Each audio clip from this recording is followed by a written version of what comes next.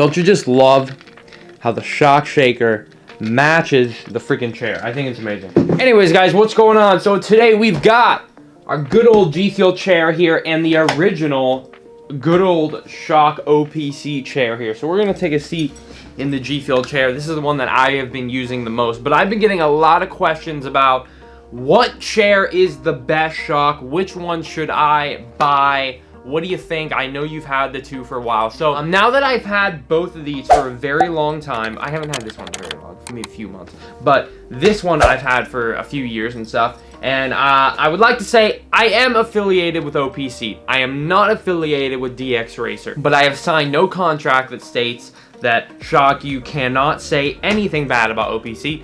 I can say whatever I want about this OPC. I'm going to give my opinions and my honest thoughts on it, as well as the Dxracer that G Fuel sent me.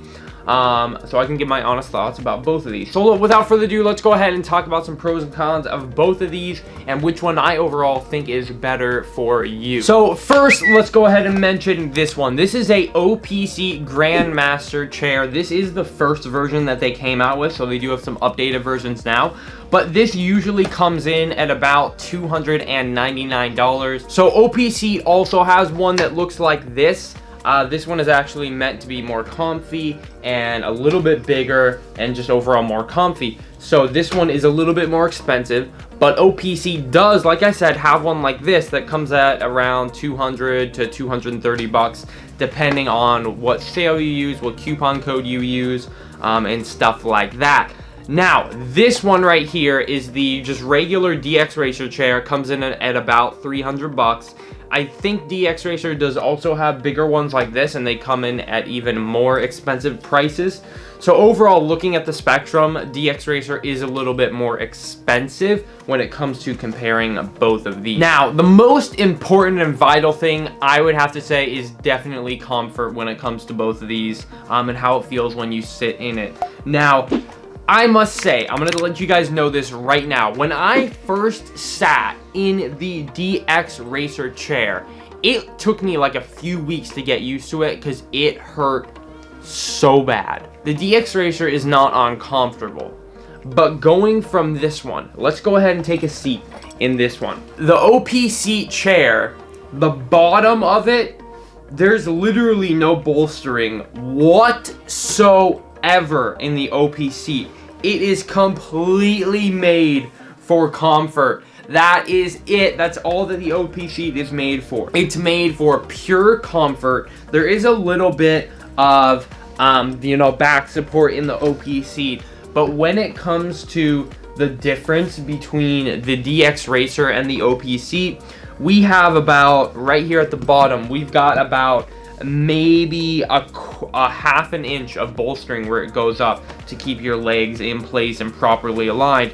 And then when we go to the Dxracer, we have like 3 inches of bolstering to make sure your legs are properly aligned and you have good posture and stuff like that. You also have on the Dxracer very good bolstering on the sides here, as you can see, to keep you in, to keep your back straight and everything properly aligned. And it's very hard, very metally everywhere on the Dxracer. And when you come to the OPC, everything's super soft. There's almost no support whatsoever when it comes to the sides. It's just really soft cushioning. I must say, I think the Dxracer has definitely improved my posture and my back support when it comes to sitting in this compared to the OPC. I definitely feel, as someone like me who sits in this all day, because it is basically my job to do YouTube and stuff and stream, when I sit in this Dxracer all day, I like it because it actually makes me feel better when I get off of streaming and stuff. It just makes me feel better, and I don't really have any back problems or anything.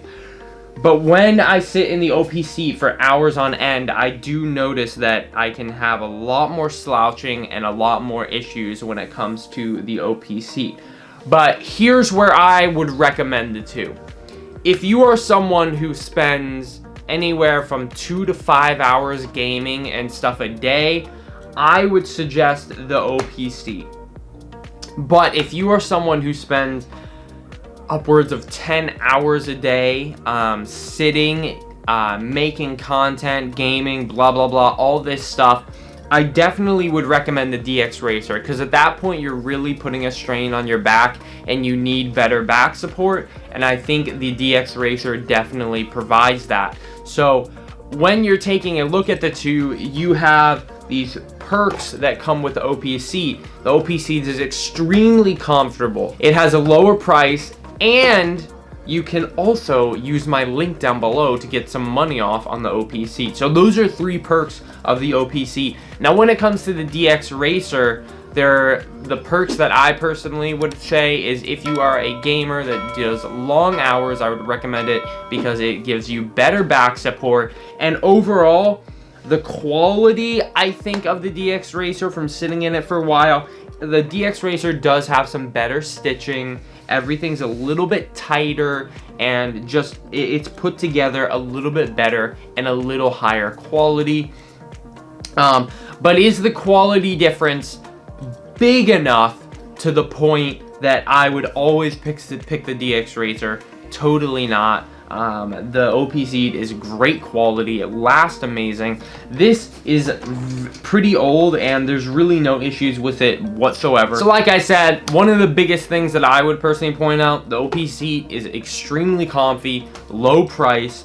And then we have the Dxracer, which is not so comfy, but it does give you really good back support, and it does have a higher price. It does have some higher quality stitching and leather work around it and everything like that, and the parts overall a little bit higher quality. Like I said, for me personally, I would probably, at this point in my career, I would stick with the Dxracer, just because I am trying to improve my support a little bit better. But there's actually certain times when, if I'm watching a movie or something on my computer, I will go and grab this Opseat and sit in this one instead of the Dxracer, because I know when I'm streaming and I'm gaming and I'm editing, this is better for my back. But when I'm chilling and I want to watch a movie, I'm grabbing this Opseat because it is comfortable as heck, dude. So that would be my input and my personal thoughts on the Opseat versus the Dxracer. You know, let me know what you guys think down below. I would love to hear from you. You know, did this video help you guys choose between the Opseat and the Dxracer? Let me know down below. I would love to hear your thoughts.